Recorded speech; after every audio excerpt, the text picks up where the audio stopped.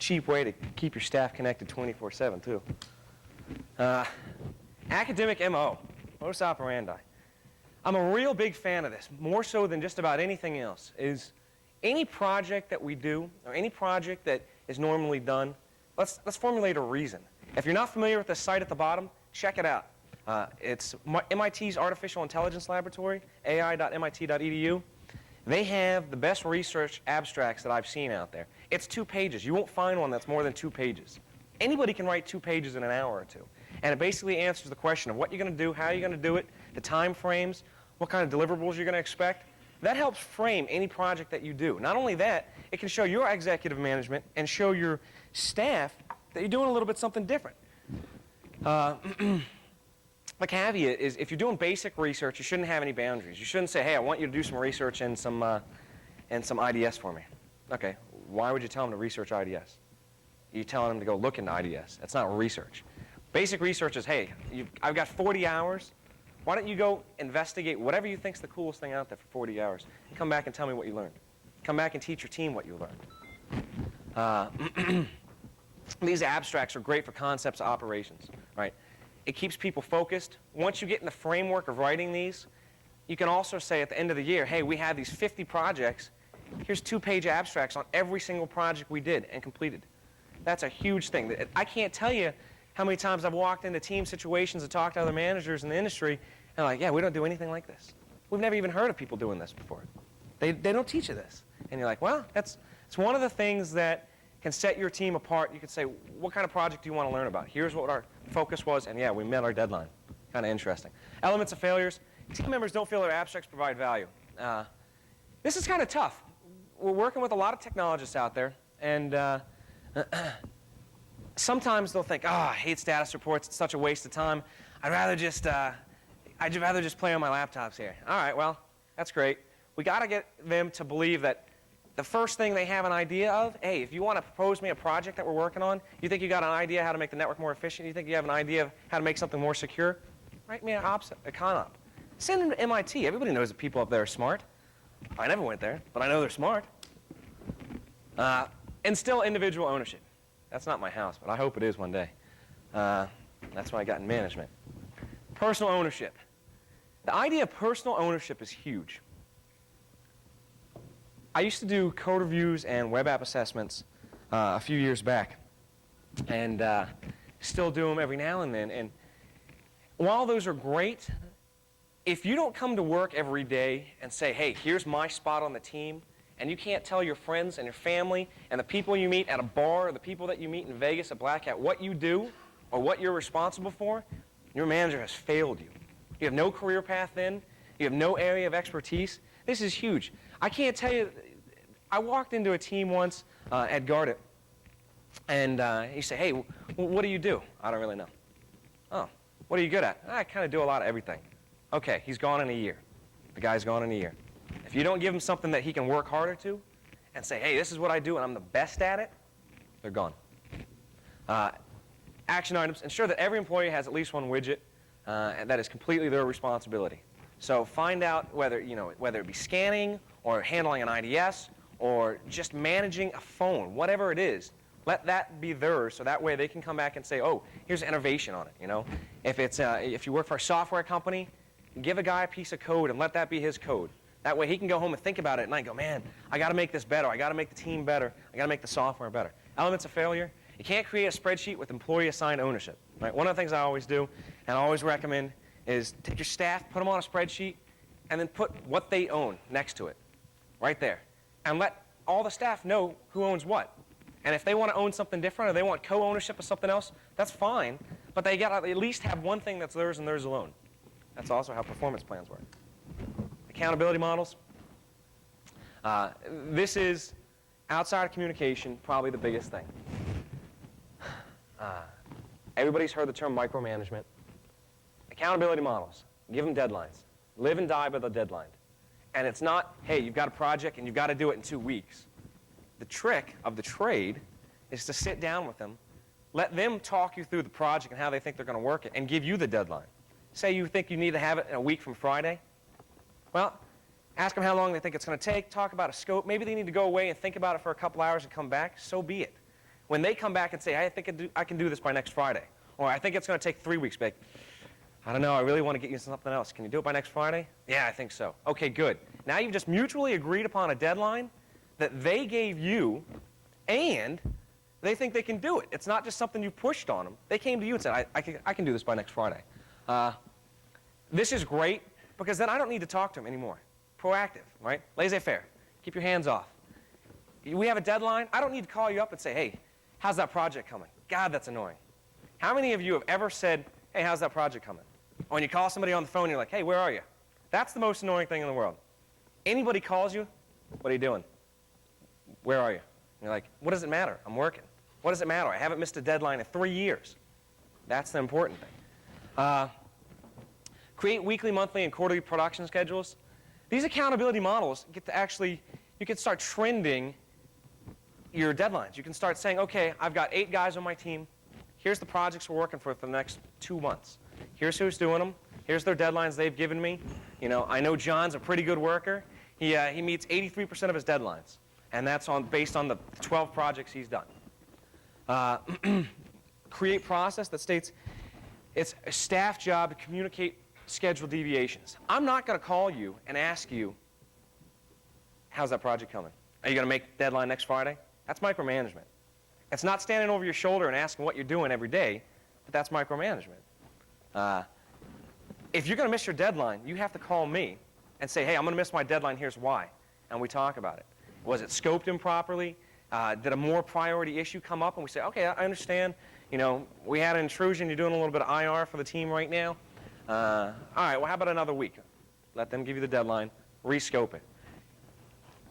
If you're missing deadlines all the time, then you've got a problem with your system. It's not priorities. If priorities always come up and you've got one guy that's really good and he also handles your IR and he always gets pulled, well, plan for that in the deadlines. This is what people like when they say, oh, this year I made 95% of my deadlines. That's the goal, 95% of deadlines. You say 95% of your deadlines, you're going to have a really productive team. Measurable productivity. With deadlines comes measurement, right? Who's seen ISS? Anybody use ISS products, especially Scanner? Have the idea of a technical report, an executive report, and a middle manager report. What do you see on the technical report? Lots of text. What do you see on the management report? Pictures. They're dumber. They don't understand what that stuff means. How many of you guys hand your executives a one-page executive level report that's got a picture on it? It says, here's how my team's doing. Anybody? Why not? That's what they understand. Colors, pictures. Oh, this looks good. Look at this. We met 93% of our deadlines this month. I'm real happy. They don't know what you're doing. No idea. They just know that your network's secure, your product is doing great. You know, if I'm a venture capitalist investing in a software company that got high margins, what's my favorite words? We're on time, we're under budget. Wow, that's nuts. You do that, you're going to get a bridge check. And you'll have that house a couple slides back. So, with these things, this is stuff that, whereas we don't have tools for it, put it in Excel, click on Tools, go down to Chart, and say, hey, here's the guys that are meeting their deadlines, and you can chart this stuff out pretty easily. Take an hour to set up your process and your system and your tools, then you can show people pictures. You'll be the most popular manager in the world. Measurable and easily understood productivity gains and losses. The more you can communicate to your executives, your venture capitalists, your CEO, that your team's doing well, that you're meeting your goals, the easier it is to grow your team. If a guy doesn't know what you're doing, how often you are succeeding, then you can never build the business case to say, hey, I've got 5 guys now, I really want to get it to 10. Here's what I can do with 10 people. Right now, you can see the projects we've been working on. Here's our abstracts. You can talk, here's how we manage our workflow. We've got people on AM all day long. They're required to be on Instant Messenger from 9 o'clock to 12 o'clock. Make a window. Don't say you got to be on from 9 o'clock to 5 o'clock. Okay, well, that's nothing. It's like coming in the office. What if you have to be on between 11 and 3? Gives you a 4-hour block every day. Maybe you can slide the scale back and forth. He wants to start a little later, so be it. If he's meeting his deadlines, what do you really care? If you've got a happy team that talks all day long, what do you care where they are or what they're doing? So graph success rates, action items. Graph success rates on achieved deadlines. Showing this is the easiest way to grow your team. Plus, it's the easiest way to identify problem channels or areas you've got to work on for your team. If you say, man, Jason here just keeps missing his deadlines every week. What's the problem? Is it the problem that he always scopes it too slow and then has too many things to do? Is it that he's, not very productive? Or is there a real problem there? So work with your problem children. Elements of failure. At any given point, you can't answer the question, how often does your staff meet small and large team and individual milestones? How many of you guys know that right now? Your success rates. There's no hands. Probably because it's the most boring, non-technical talk here, but it's not large. Nobody comes in and says, hey, we're at 80% this month. Great. What are you doing? Hybrid goal setting. Everybody's heard of incentives?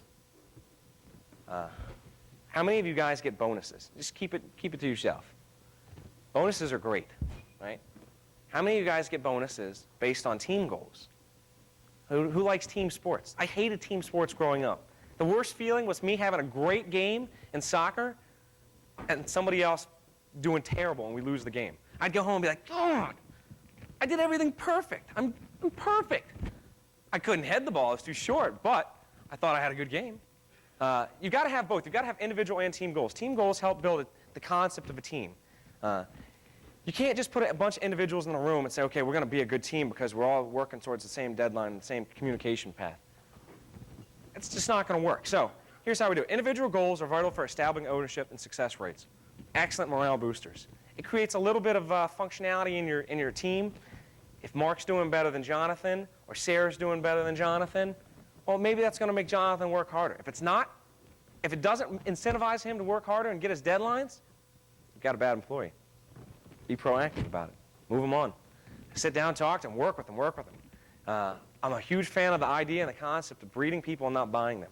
I'd rather have a smart kid at a Carnegie Mellon than a guy that's been doing something for 20 years and has no more enthusiasm in his day-to-day job. I don't care how smart he is. Give me a boy genius, and we'll teach him how to do security. It's not rocket science. Action items. As a sub-action item for creating work schedules, for creating schedules of work activities. Okay. Deadlines and goal setting is real close. Goal setting can say, okay, I want the whole team to meet 90% of our deadlines for the next quarter. If we do that, get a day off and I'll take you to lunch. That's a great team goal. Team deadlines. That way, if somebody else has missed their deadline, the whole team is like, they're there helping them out. Hey, I know you got that thing coming out. Let me help you out. I'm a little bit ahead of mine. Great for team bonding.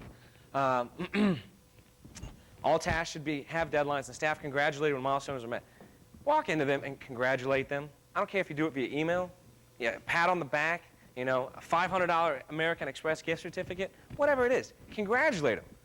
So many people forget about congratulating people for doing a job well done that you don't get excited to come back to work the next day. I mean, how often do you do something well and your boss walks in the office and is like, hey, that was really good. I'm pretty impressed. I can't remember the last time you missed a deadline. Or, that abstract for that project you want to do, that was really sharp. I never even thought of doing something like that. I think that could save us a lot of money. Kind of cool. Congratulate them. They're like children. They're your children. Ratio goals. Elements of failure. If you have more than a 4-to-1 ratio in either direction, you're doing a bad job. Hands down. If you've got 5 individual goals for a person and they don't have any team goals, or there's no team goals like that, it's too not balanced. The idea usually is about 3 individual goals for 2 team goals, right? You don't want to split half and half. You got to favor more on the individual side because there is that idea of individual ownership, instilling, value in what you do every day. The idea that gets you up out of bed and says, I'm excited to go to work. More than 5% of goals are not achieved. Yeah, I know that sounds really small, but once you start doing it this way, it's going to be really big. You're going to be, you're going to go crazy every time a deadline's not met because you're like, this is messing up my numbers. I've got to add another color to my graph now. I'm not happy. Okay. I'm sure everybody's real familiar with, we're doing well. Everybody's real familiar with the idea of Google and the IPO. And we talk about innovation. Who's really got innovation? Is it Microsoft or Google? I mean, they're some of the 2 biggest companies out there right now that think they're doing innovation. There's a great article in my favorite magazine called the MIT Technologist, and it actually was named something about startup companies having more innovation or seeming to have more innovation. And why is that? How come you don't see these big companies coming out with great new things all the time? What's the problem? Well, it didn't answer it, and I don't have an answer for that yet either. But the perception is that only innovative people go to startup companies. Maybe it's because you walk into the office and everybody's happy to be there. You've all got skin in the game. You know that you could be out of a job in a year if you're not working your ass off together. How do you take that mindset, that living lifestyle, and bring it to your big company team or to your small company team? That's what you want. You want to walk in every day and have people go home and be like, man, I love my job. I can't imagine what it would be like to work anywhere else. That's the best feeling in the world. And you don't have to bribe them with Kahlua and coffee in the morning. More importantly, how do you breed innovation internally? This is one of the toughest things. A great way that Google is doing is their 20% free reign rule, right? 20% of your time, if you're in the technical field, is just opened up for basic research. Basic research being the idea that there's no limitations. They say, hey, here's 20% of your time. Now, I haven't worked for Google. I don't exactly know their management reporting structure, but I know that if I was going to offer a 20% free reign rule, which is something that I did on a similar team, and it was more about 8%, all you got to do is ask for the abstract before you give them the time. You say, hey, I'm going to give you a week, twice a year to do basic research. That makes people real happy because they're thinking, oh, I'm going to give you 2 weeks twice a year to do basic research. Come back with a tool. Come back and just teach the team whatever you did. If they just take a vacation, you got a bad employee. You should be excited about this kind of work stuff. Microsoft's Basic Research Initiative, they actually have a group called Basic Research, and it's spelled just like that. And basic research is not in software technology. I know a couple of the guys, and I know the guy that was running that, and I was asking him, I said, hey, how do you have basic research, and how do you keep coming up with these things like the Microsoft Watch? Has anybody seen this or heard of the Microsoft Watch that gets this feed from radio stations? It gets a data feed from radio stations all over the country. They started out with 100 radio stations that it was piloting it. Nothing to do with operating systems. But a guy sat there and goes, hey, you know what would be cool? If I could get my instant messenger on my phone throughout the world. And it turned into a real product. So, action items. Create a plan to rotate open time frames. Training and research time. Like I said, 1 week, 3 to 4 months would probably be ideal. Anything else than that's kind of hard to justify.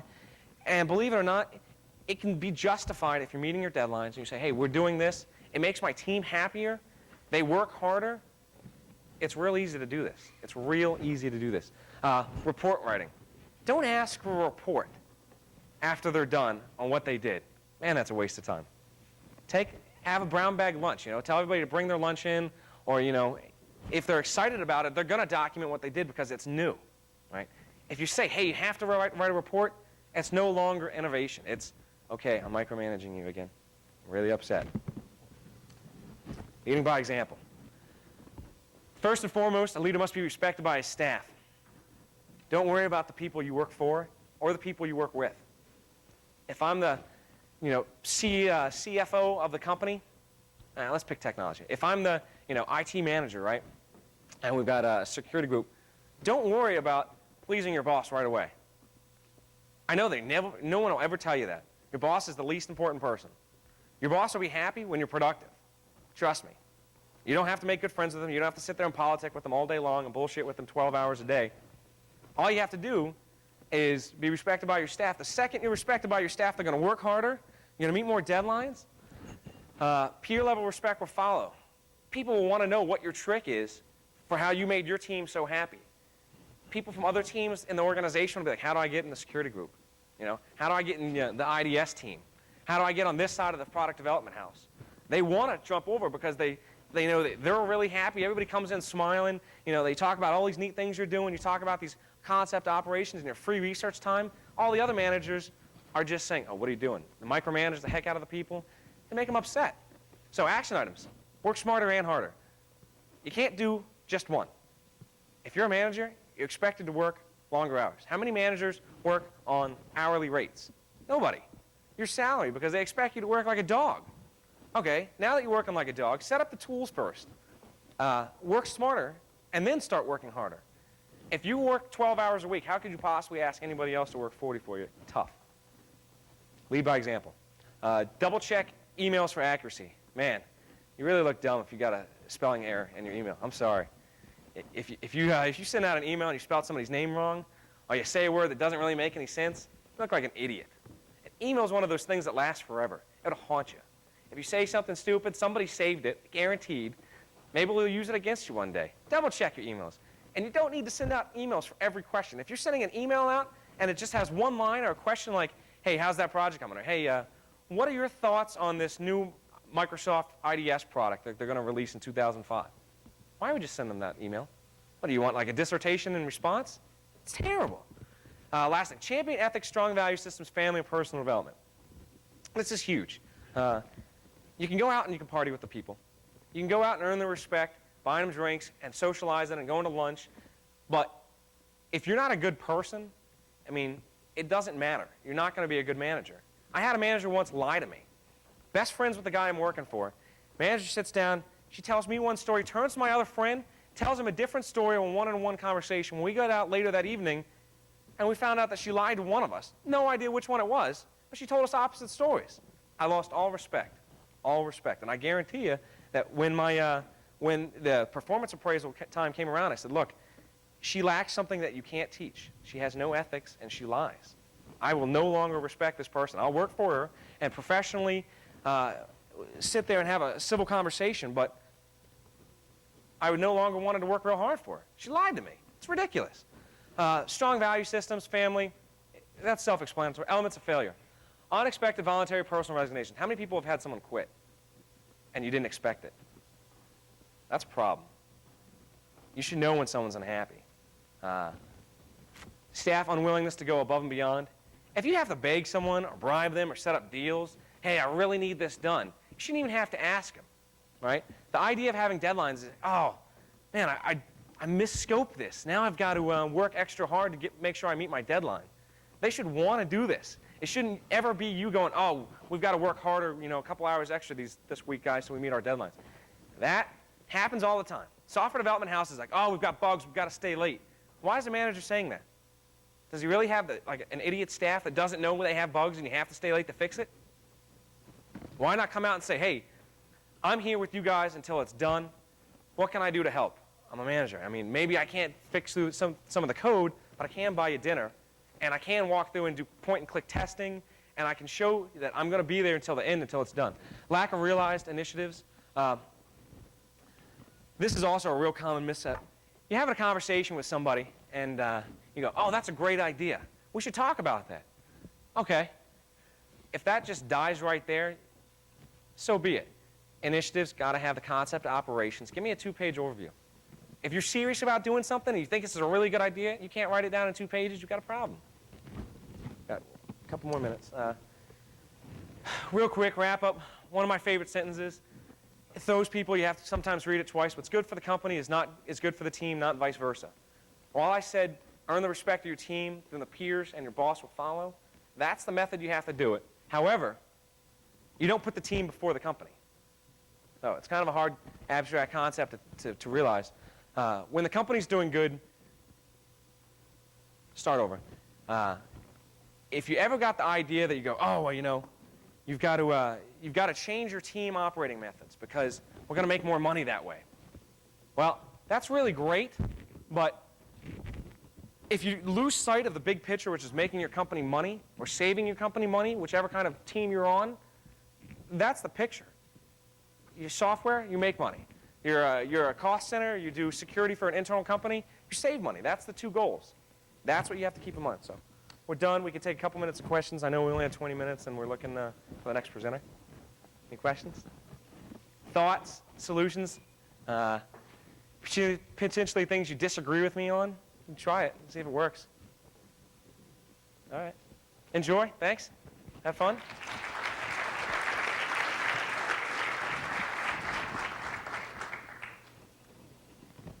In the interest of time, I know we